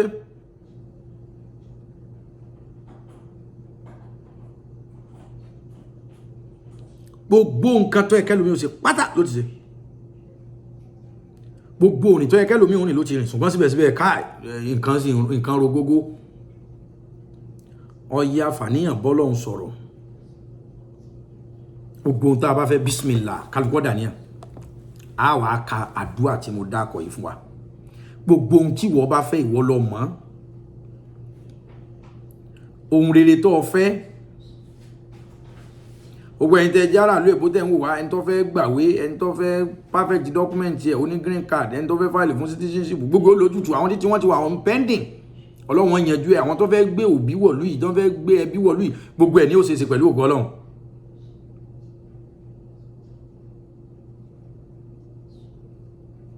ọ̀yá bismillahirrahmanirrahim gbogbo nǹkan tó wọ́rọ̀ pọ̀rọ̀ fún yẹn Ọlọ́run ó kílíà rẹ̀ nísìn ìgbàgbọ́ ni kó tún ṣe a'udhu billahi minash shaitanir rajim bismillahirrahmanirrahim gbogbo àyè tó bá wà ìdákun tó bá yẹ pé ibi tí wọ́n nìkan tó lè silence tó bá yẹ pé wà àtàwọn ẹbí náà lọ wà ń bẹ̀ but tẹ́mi yín ó rìnrìn àjò pẹ̀lú Ọlọ́run nísìn with full and pure mind with sincere submission to Allah subhanahu wa ta'ala ẹ sọ ohun tẹ́ ẹ bá fẹ́ wàláì pẹ̀lú agbára Ọlọ́run ó ṣe yóò sì fi ọjọ́ òní ṣe yípo dáadáa nú ayé wa ẹ rí wípé hijira ni mo ní kí n wá online wá kí wa fún kan believe àdúrà sì gbà bismillahirrahmanirrahim hamdan limuzili dai wa dai wa muzili shifai wa dawai man amara li ibada biduai liyadfa'u bi anil bala'i summa ala man aizuma zamarat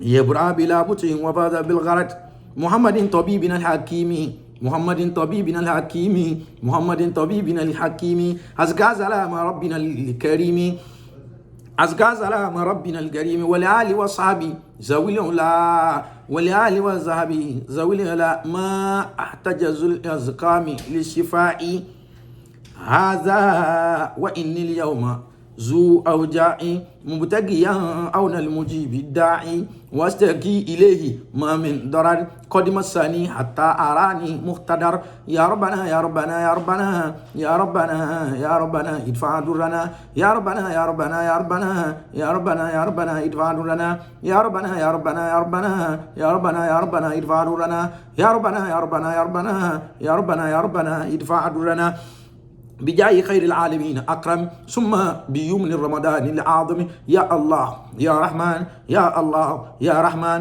يا الله يا رحمن يا رحيم يا بر يا كريم يا عظيم يا بر يا كريم يا عظيم يا بر يا كريم يا عظيم اغفر ذنوبنا تقبل منا اغفر ذنوبنا تقبل منا وعمي إيمانا وتجاوز عنا وعن الله يا ربنا خير النعم آمين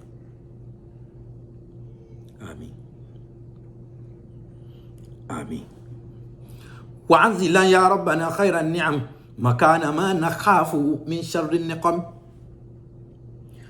وعنزل يا ربنا خير النعم مكان ما نخاف من شر النقم وهب لنا الآداب والمزايا وهب لنا الآداب والمزايا وهب لنا الآداب والمزايا وكفنا الآفات والرزايا وهب لنا الحرص على الطاعات وكفنا الكسل في الأوقات يا بر يا لطيف يا معافي يا بر يا لطيف يا معافي يا بر يا لطيف يا معافي يا بر يا لطيف يا معافي يا بر يا لطيف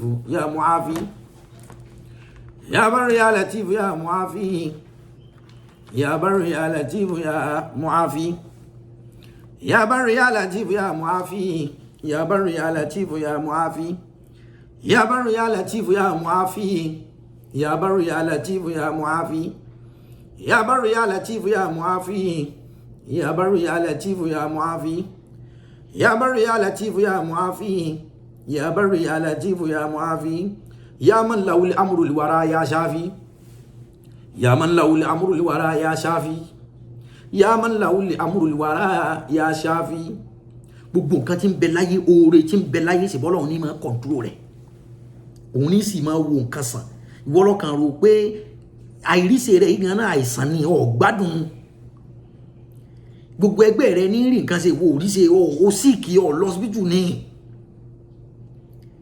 wọ́n apply fún físà títí o rí nǹkan sí ọ tẹ́tí ẹ gbọ́ ọlọ́run ká ọlọ́run tó ní tẹ́ bá ọlọ́run ní ẹbí mi nìkan kì í ṣe wojọ́ tí wọ́n ti ń bí ní ohun tí ò sí ń túmọ̀ sí pé àìsàn kan bẹ lára rẹ tó gbọdọ̀ gbà tọ́jú tó bá jẹ́ pé owó yìí náà lọ fẹ́ ta ló lè ṣe owó ìdọ̀tí ní kẹ́ ẹ mọ̀ wá tẹ́ bá ti ń gbàdúrà yìí ọ̀nà rẹ ó sì là pẹ̀lú owó tí ò ní haramu owó tó ọ̀nà tó tìrandìrán rẹ ọ̀nà tí ò ní tán ya man lahu amrul wara ya shafi ọ̀tàn ya man lahu amrul wara ya shafi ya bar ya latif ya muafi ya man lahu amrul wara ya shafi anzil shifa aka makana da'i anzil shifa aka makana da'i ani gbogbo bi tí ó ní di tọ́jú anzil shifa aka Ọlọ́run mú tọ́jú wá nísìn makana da'i gbogbo bi tó ní problem gbogbo bi tó ní dent inú ayé wa Ọlọ́run mú tọ́jú lọ bá nísìn ẹlòmíì kàwé kò ríṣẹ́ ìwọ náà ní dent níbi àìríṣẹ́ nu Ọlọ́run kó mú ìtọ́jú lọ bẹ̀ kì í ṣe Nàìjíríà nìkan lẹ́yìn tí wọ́n wáṣẹ́ o àwọn èèyàn ń wáṣẹ́ ìlú èbó iná tí wọ́n ríṣẹ́ o gbogbo àwọn tí ń wáṣẹ́ nílẹ̀ yìí ní Nàìjíríà ní Amẹ́ríkà yìí ní state Texas ní káàkiri táwọn náà ń wáṣẹ́ tí wọ́n ò fẹ́ ṣe pẹ́pẹ́pẹ́ tí wọ́n ń wáṣẹ́ gidi tí wọ́n ń wá federal government job state government job ibi àwọn náà ní ìtọ́jú sínú Ọlọ́run wọlá kútùbà tí ń ka ìtàkùn mú ìtọ́jú bá ayé kálukú níbi tá a ti nídìí ẹ̀ gbogbo àwọn tó wà ní oyún báyìí Ọlọ́run ẹ̀ bá a sọ̀rọ̀ láyọ̀ gbogbo àwọn tó ń fi bí aṣọ abẹ́dẹ́gbà kò gbọdọ̀ ṣẹlẹ̀ ogun prita wọn bímọ lọ́jọ́ òpé oṣù òpé kò gbọdọ̀ ṣẹlẹ̀ gbogbo ọjọ́ tí wọ́n bá bí lásìkò tó kóṣù mẹ́sàn kágbó ìyá kágbó ọmọ bẹ́ẹ̀ ni kọ́lọ́run fi ta kálukú lọ́rẹ̀ anzil shifa akamaka na da gbogbo bi tó nídìí tọ́jú Ọlọ́run ìwọ ló bá onítọ́jú lọ mú tọ́jú wá kó wá mix tọ́jú máa yé wa ní gbogbo àyè tó nídìí tọ́jú anzil shifa akamaka na tó bá nígbàgbọ́ ọlá kútùbà tànká ọlá Ọlọ́run tó ní gbogbo kan ọ̀rọ̀ rẹ lónìí ayọ̀ ni ọlá hijira ọdún mùsùlùmí tá ń ṣe lọ́wọ́ wa anzil shifa akamaka na da'i wala tu'amilna bil ibtila'i wala tu'amilna dinjin kamla bi kemo to kutuba yo kan je pa ni tètè parí tin bantu wala tu'amilna bi ibtila'i egbo àwọn ẹ̀mí tan pé kan egbo o ki tan kí Ọlọ́run kó lè ṣe ohun tá fẹ́ wala tu'amilna bi ibtila'i ohun tó pé mo dán wò ni mo gbé wa àwọ kan fa dánwò kí na fẹ́ dán wa wò fún ìwọ mo fa dánwò sola ni ta ló dánwò nu wa tí ó pass wala tu'amilna bil ibtilai má fi aburú kan wá má fa aburú tó bá oda fi owó náà wò gbé owó wá gbé àlàáfíà wá gbé ká mọ́ tètè kú wa a pass yẹn tó rá sí ọ ní pẹ̀lú ògo Ọlọ́run àní sí ọ ṣùgbọ́n kọ́ wá pé kí wọ́n gé lápá kan wò mo fi dán wò kí wọ́n fọ́ lójú kan wò Ọlọ́run àfẹ́ owó èyí kọ́ lọ síbítù wò kọ́ ọmọ gbéyàwó kí n máa gbọ́ ọmọ kí mo fi dán wò Ọlọ́run má ṣe bẹ́ẹ̀ mo pa ní kékeré ni mo fi dán wò Ọlọ́run má ṣe yẹn à ń bẹ̀ ọ ní tó o bá ṣe é ta ní ọ̀nà ọ̀nìsìn tó o bá ṣe é ta ní òpè kí ló dé tó o ṣe má ṣe é torí Ọlọ́run torí ara rẹ àfihàn rẹ bẹ̀ ọ́ àfiwọ́ gan bẹ̀ wọ́ àfàṣẹ tọ́yẹ́ pé wọ́n náà làṣẹ àfi bẹ̀ ọ́ àfiwọ́ pé ìwọ lò ní àfòní rẹ bẹ̀ ọ́ ìwọ lànà àfànà rẹ bẹ̀ ọ́ ìwọ lọ́la àfọ̀lá rẹ bẹ̀ ọ́ ìwọ ló ń jómi lára omi àfi bẹ̀ ọ́ ìwọ ló ń jádẹ́gùn lára dẹ́gùn àbẹ̀ ọ́ ìwọ ló ń jẹ́ náà lára ná àbẹ̀ ọ́ ìwọ ló ń jẹ́ èèyàn lára èèyàn àbẹ̀ ọ́ ìwọ ló ń jẹ́ àlìjànnú lára àlìjànnú àbẹ̀ ọ́ ìwọ ló ń jẹ́ màláíkà lára màláíkà àbẹ̀ ọ́ ìwọ náà nìwọ ìwọ náà àbẹ̀ ọ́ dákun tó bá mọ̀ gbé àdánwò wá pé jẹ́ n fi pa wọ́n lẹ́kún gbé owó wá gbé àsìkí wá káwá máa kọ́ mọ́ lásìkí nǹkan wọ́n máa ṣe mọ́ wàá gbé oore tí ó mú wa dọ̀tá rẹ̀ mọ́ da àdánwò mú oore tó tún fún wa náà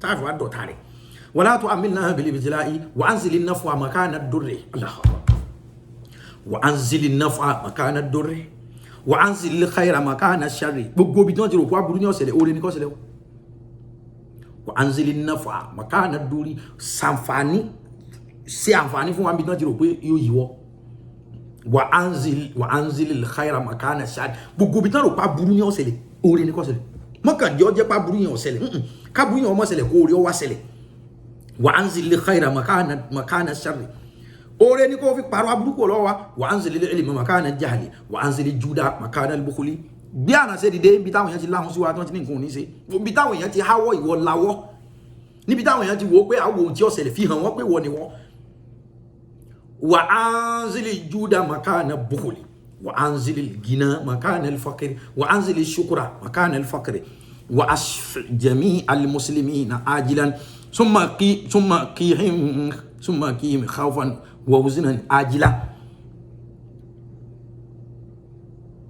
واشفي جميع المسلمين عاجلا ثم قيهم خوفا وحزنا عاجلا ونجيهم وعافيهم ولطفهم ولا تؤاخذهم بكسر ذنبهم اللهم ما تري ẹ̀ṣẹ̀ wa pọ̀ ولا تؤاخذنا بكسر ذنبنا ما بكسر ذنوبنا dákun Ọlọ́run wala tu'akhizhum bi kasri zambihim má fi ẹ̀ṣẹ̀ wa tó pọ̀ yẹn dájọ́ wa nǹkan ó yíwọ́ tó bá jẹ́ pé ọlọ́tí inú wa ní ìsìlọ́bá ní iye ògò tó ti mu ní ọfẹ́ fìyà rẹ̀ jẹ́ yóò jẹ ìyà gan ọtí tẹ́lòmíì ti mu tó yẹ pé kànga ni wọ́n fi gbẹ́ ni kànga yẹn ò ní omi pé kànga wẹ́ẹ̀lì ni wọ́n fi ọtí tẹ́lòmíì ti dà sí òkun báyìí náà fi gbẹ́ gbogbo àdúgbò ní ọkàn mi kọ́ wá sọ pé ìyẹn àfikò fìyà jẹ àfikò dákùn àbíkò Ọlọ́run sọ pé oníṣìná o iye ìgbà tó ṣe lọ fẹ́ fi káhun tó bá ṣe fún àbí tó ní ṣe nǹkan bàjẹ́ dákùn gbogbo èèyàn ló ti jásìkò tó yìí àbí bí irun àwọn èèyàn ò ṣe pé lọ fẹ́ fi ṣèdájọ́ báwo àwọn èèyàn ò ṣe déédéé lọ fẹ́ fi ṣèdájọ́ nǹkan yíwọ́ à ń bẹ ọ ní wala tu'akhizhum bi kasri zambihim má torí pé bẹ́sẹ̀ wá ṣe pọ̀ yẹn ló fi paná fún wa à ń bẹ ọ ní fa innahum wa in asawka ya ahadu ó fi àforíjì bá wa lò ìwọ Ọlọ́run tá bá tiẹ̀ gbẹ́rù gbọ́n ní àforíjì dé bá wa lò li ghaflatin lam yushriku bika ahadun wa innahum abdanuhum la taqdir ala balaika lidufi yazharu qulubuna laysat tamilu abadan Allahu akbar ala balaika lidufi yazharu Ọlọ́run àdánwò tí ó weak èèyàn tí wọ́n na tẹ̀sùbá fún yàn báyìí téèyàn gbà tí ó jùnú pé tẹ̀sùbá kí ni tí wọ́n fẹ́ lómi Kùránì tí ó jùnú pé kí ni Kùránì wọ́n gbà tí nǹkan báyìí ń ṣẹlẹ̀ sóhun Ọlọ́run kò sí irú ara wọn ni òsì lọ́wọ́ rẹ̀ alábàláìkà lè tó fi yẹsẹ̀ haru wọ́n ní àwọn àdánwò kan tí ó bẹ́ dání sí pé tó bá ti lè wọnú ayé ẹ̀dá gbogbo nǹkan dààmú lọ́wọ́ ni kulubuhum laysa tamilu abadan àwọn ìṣòro tẹ̀mí ẹ̀dá ò lè tí ò lè gbé ìlàsíwá ka minihuna ìlàgàdì lakinna ma talassusul jawarih afdahum li akba'il qaba'i fala tu'akhizhum bima la yanqusuk Ọlọ́run dákun ẹ má bẹ ẹ má dàníyàn sọ́lọ́run gbogbo ohun tó gbójúlé wọn ò jẹ́ nǹkan kan Ọlọ́run ní ولهم الهب الذي لا ينفعك يا الله يا مقلب القلوب يا الله يا مقلب القلوب قلب قلوبنا عن العيوب يا الله يا مقلب القلوب قلب قلوبنا عن العيوب يا الله يا مقلب القلوب قلب قلوبنا عن العيوب واغفرنا واغرنا بحب كل مسلم واغرنا بحب كل مسلم Ọlọ́run jẹ́ fẹ́ràn ara wa ونجنا من شر كل مجرم ونجنا من شر كل مجرم واجعل جميع الله أكبر واجعل جميع المسلمين طرا واجعل جميع المسلمين طرا واجعل جميع المسلمين طرا واجعل جميع المسلمين طرا لنا أهلهم فنخفي طرا واجعل جميع المؤمنين في الهدى والمؤمنات ثم عافهم غدا واجعل جميع المسلمين في ارتقاء والمسلمات بازديادهم تقى واجعل جميع العلماء عاملين واجعل جميع العاملين مخلصين واجعل جميع المخلصين الزاهدين واجعل جميع المخلصين الزاهدين واجعل جميع الزاهدين الناصحين واجعل جميع الناصحين صادقين واجعل جميع الصادقين فائزين واغرنا يا ربنا بالخدمة للمسلمين عبدا ورحمة واجعل لهم فينا هدى وخيرا وكفهم منا آذى والديرا واغرنا بحبهم لوجهك واغرهم بحبنا فنسلك واجعل جميع إخوتي ونسبي واجعل جميع إخوتي ونسبي واجعل جميع الإخوة ونسبي في رحمة يوم استداد النصب واجعل لنا هنا وعنا آذى زاغي بتات تفضلا فنوزا وهب لنا مكارم الاخلاق Ọlọ́run fún wa ní wà dáadáa dákun fún mi ní wà dáadáa Ọlọ́run fún mi ní wà dáadáa fún mi ní wà dáadáa tó fi jẹ́ pé ìfini dọ̀tá rẹ̀ ìfini dọ̀tá àwọn tí ń dọ̀tá àwọn tí ń fi dọ̀tá rẹ̀ ó tó àdúrà tí yẹn ó ṣe ẹgbọ́nú kútu àtàwọn mi ń bẹ Ọlọ́run pé wahab lana inú tá a fẹ́ kó o tún fún wa ní pé wahab lana makarim al-akhlaq fún wa ní wà tó dáa o èyí tí ò dáa nínú wa yìí dákun Ọlọ́run yọwọ́ wa kó ń bẹ́ yọwọ́ òun náà kó lára wa Ọlọ́run fún wa níwà tó dà fún wa níwà tó dà wahab lana makarimil akhlaqi kò sẹ́ni tó lè fún ẹ̀dá níwà ìwọ ni o wahab lana àtọ̀rọ̀ ni wahab lana makarimil akhlaqi ìwà àwọn yìí ọ̀dà Ọlọ́run bá ń change ìwọ tó láwọn ọmọ ìwọ olè yìí ọ̀dà ìwọ tí yìí ọ̀dà òsì kalẹ̀ ẹlòmí báyìí tó bá sì gbọ́ pọ́lọ́run sóore fún yín inú sì mọ̀ bíi òun gan mọ̀ pé ohun tóun ṣe yí ọ̀dà ṣùgbọ́n kò lè tẹ oṣù kòńgàn mọ́sálúsàn ìwà tí ọ̀dà ni ó nídìí àdúrà wahab lana makarimal akhlaqi fún wa níwà tó dá Ọlọ́run ma atahabubi bìlà ṣe kọ́ọ̀kì kò sì jáde mọ́ fẹ́ràn ara wa láì kọ́mọ̀ sí nǹkan kan tí ó pè wá fún mi lẹ́mìí kí n lè yọ́nú sáwọn èèyàn lérí ohun tó bá ṣe fún wọn ma atahabubi ẹgbọ́n ta kọ́ wípé ní rabbana wahab lana makarimal akhlaqi ma atahabubi bìlà ṣe kọ́ọ̀kì fún mi níwà tó dá díwà yẹn wá dáadé pé má jẹ́ kí oore èèyàn kó bí mi nú torí pé mo fẹ́ kó o ṣe tèmi náà fún mi débi pé tó o bá ṣe fẹ́ lómi màá kàn ní Ọlọ́run tóbi má jẹ́ kí oore èèyàn ó jẹ́ fọ́rí fún mi ṣe tèmi náà fún mi láì ní bínú sí èèyàn kan واجعل صغيرنا يوقر كبير واجعل كبيرنا يعين للصغير واجعل قلوبنا على تودد يا الله واجعل قلوبنا على تودد بلا تنزع ولا تحاسد ولا تخاصم ولا تدابر ولا تبغض ولا تنافر حتى نصير المسلمين خاشعين ومؤمنين المخلصين الصالحين واغفر لنا وعافنا بعافية تكون في دارين غير عافي واغفر لنا وعافنا بعافية Ọlọ́run má jẹ́ kó ṣe wá má jẹ́ kó ṣàlàáfíà wá má jẹ́ àsìkì o má jẹ́ yẹn ó sìkì fún wa o má jẹ́ wa náà ó sìkì fáwọn èèyàn o má jẹ́ àjọ sìkì lura wa má jẹ́ arógun àrùn má jẹ́ arógun àìsàn má jẹ́ arógun àárẹ̀ má dán wa wò bá a bá tiẹ̀ kọjá ń bẹ̀ fọ̀ wá mọ́ tún wa ṣe ni Ọlọ́run má fa àrùn má fa àìsàn má fa àárẹ̀ dán wa wò má gbé wa ṣubú má dá wa dùbúlẹ̀ Ọlọ́run má fi ronú owó dá wa dùbúlẹ̀ má fi àìlálàáfíà dá wa dùbúlẹ̀ má fi àìrí kan ṣe kan dá wa gbogbo tí bá dà jẹ́ pé ha ó síkì mo gbé bá wọlọ́n واغفر لنا وعافنا بعافية تكون في دارين غير عافية وأمين وهج وكفنا عن المظلمة ونجي كل مسلم ومسلمة وأولنا يا ربنا حسن الختام عند الممات وغدا يوم القيامة بجاي خير من شف الأمراض ووهب المرغوب والأغراض محمد طبيبنا الهمم محمد طبيبنا الهمم المبري الأمراض والأسقام وصليا عليه ثم سلم وآله مع الصحاب الكرامة ما أفلح المشغول بالدعاء الله أكبر ما أفلح المشغول بالدعاء وعوفي المريض باستشفاء wọ́n ní ẹ̀dá yòówù tó bí fi lè fààyè lẹ̀ tí ń gbàdúrà bá ti ń gbàdúrà yìí o wọ́n ní kó fọkànbalẹ̀ وعوفي المريض باستشفاء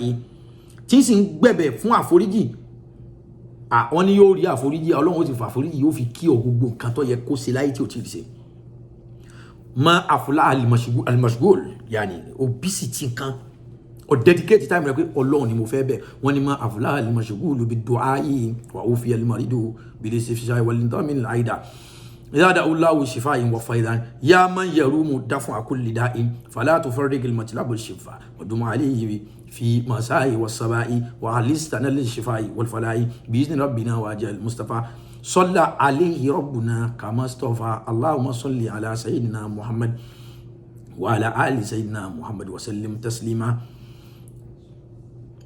اللهم صل وسلم على سيدنا محمد وآله وسلم تسليما اللهم صل وسلم على سيدنا محمد وآله وصحبه وسلم تسليما آية الكرسي كان àtàyà mẹ́ta Ayatul Kursi kan Fatiha lẹ́yìn en tí ó bá mọ̀ sama dani yẹn lọ Ayatul Kursi kan àtàyà mẹ́ta Ayatul Kursi kan Fatiha lẹ́yìn pẹ̀lú ògo Ọlọ́run ọlá atẹ́gùn afẹ́fẹ́ tí ń gbọ́rọ̀ láàrin mi àti yín tá ń fi wúra wa tá ń gbọ́ra wa báyìí gbogbo ohun tó Ọlọ́run sọ Ọlọ́run ó ṣe yóò ṣe tèmi náà yóò sì gbàdúrà tèmi náà ó kọjá bí tí mo fẹ́ kó tó máa gbàdé ti dáadáa ọ̀yá sáà ti ṣe tán.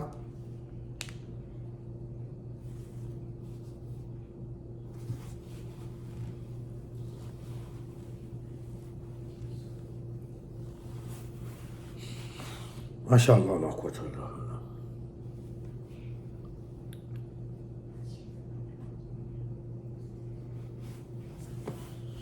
لا حول ولا قوة إلا بالله بسم الله الرحمن الرحيم الله لا إله إلا هو الحي القيوم لا تأخذه سنة ولا نوم له ما في السماوات وما في الأرض من ذا الذي يشفع عنده إلا بإذنه يعلم ما بين أيديهم وما خلفهم ولا يؤتون بشيء من علمه إلا بما شاء وسع كرسيه السماوات والأرض ولا يؤوده حفظهما وهو العلي العظيم بسم الله الرحمن الرحيم التحيات لله يا زاكيات لله يا طيبات صلوات لله يا سلام عليك أيها النبي ورحمة الله وبركاته والسلام علينا وعلى عباد الله الصالحين التحيات لله يا زاكيات لله يا طيبات صلوات لله يا سلام عليك أيها النبي ورحمة الله وبركاته السلام علينا وعلى عباد الله الصالحين التحيات لله يا زاكيات لله طيبات صلوات لله يا سلام عليك أيها النبي ورحمة الله وبركاته السلام علينا وعلى عباد الله الصالحين أشهد أن لا إله إلا الله وحده لا شريك له وأشهد أن محمدا عبده ورسوله بسم الله الرحمن الرحيم الله لا إله إلا هو الحي القيوم لا تأخذه سنة ولا نوم له ما في السماوات وما في الأرض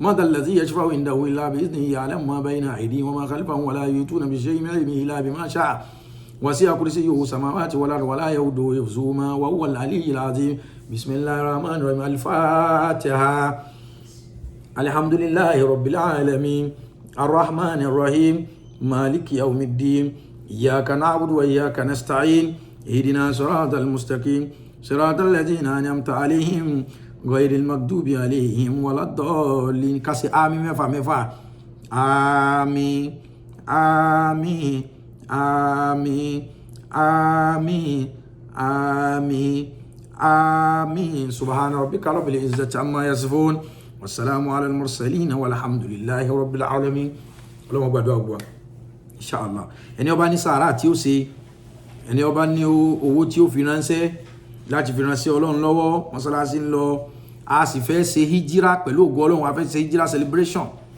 a fẹ́ ṣe ìnáwó wáàzí àdúà ìjókòó hijira pẹ̀lú ògo Ọlọ́run Ọba ní September 5 Sunday àkọ́kọ́ ní September 5 màá ṣe hijira ní Nàìjíríà bàbá wa Sheikh Dauda Afanla ni oníwàásí ní mọ́sálásí ọ̀dọ̀ mi náà láti ṣe Sheikh Daud Abdulmajid ẹlẹ́ha alfa ńlá àwọn ni oníwàásí níjọ́ ìjírá September 5 inshallah Sunday ló bọ́ sí ní mọ́sálásí èmi Alhaji Jamiu àmì Ọlọ́run ní Alákùkọ inú mi á dùn láti gbàlejò gbogbo wa Ọlọ́run adébùkún wa inshallah bí qudratillah ẹni ó bá ní sàárà owó àdúà owó ọpẹ́ tí ó fi ránṣẹ́ account number GT Bank